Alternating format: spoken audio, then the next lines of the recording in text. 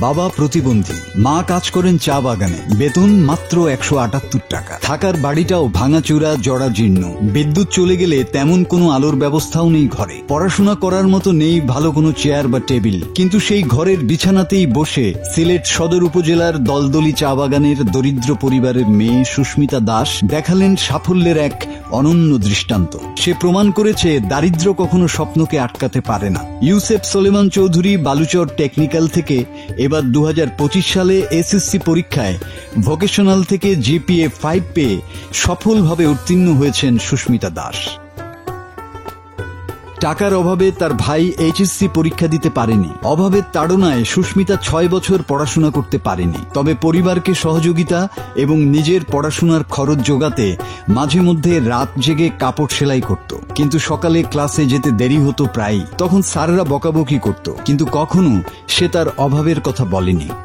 আসলে আমি অনেক সময় যে ক্লাসে আমার স্যারটা জানতো না যে আমি কাজ করতাম।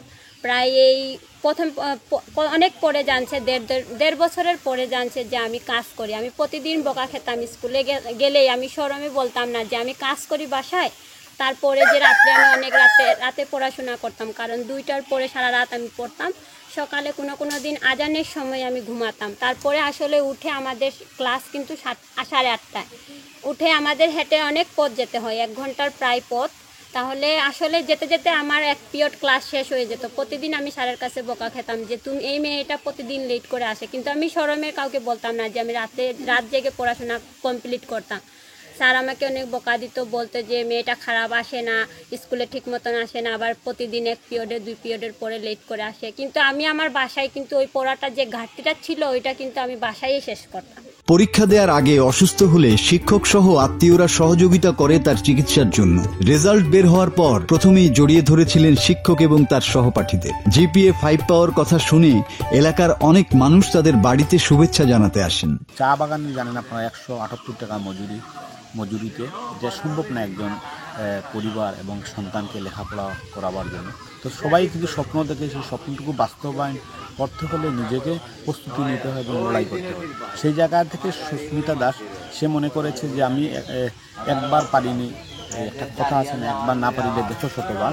সেই জায়গা থেকে সুস্মিতা দাস সেই প্রমাণটাই আসলে করে দিচ্ছে এবং তার যে আলোর প্রদীপ, সে চাচ্ছে যে মানুষ চাইলে কি না করতে পারে।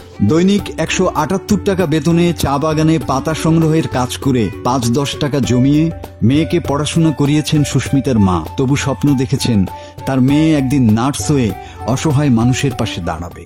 1 সপ্তাহ যদি কাজ করি তো 3 দিনের বেতন নিয়ে লেখাপড়া আগাইতে পারছি না। দুইটা মেয়ে একটা ছেলে, তো দুজনের তো অনেক টাকাই লাগে যায়। তো 1 টাকা 2 টাকা রাখে তার বাদে ছেলে মেয়েকে আমি কুষ্ট মষ্ট করে হলেও পড়াইছি। সুস্মিতার এই সাফল্য আমাদের শিক্ষা দেয় যে মনোবল আর লক্ষ্যে অটল থাকলে দারিদ্রতা কখনো পড়াশোনায় বাধা হতে পারে না।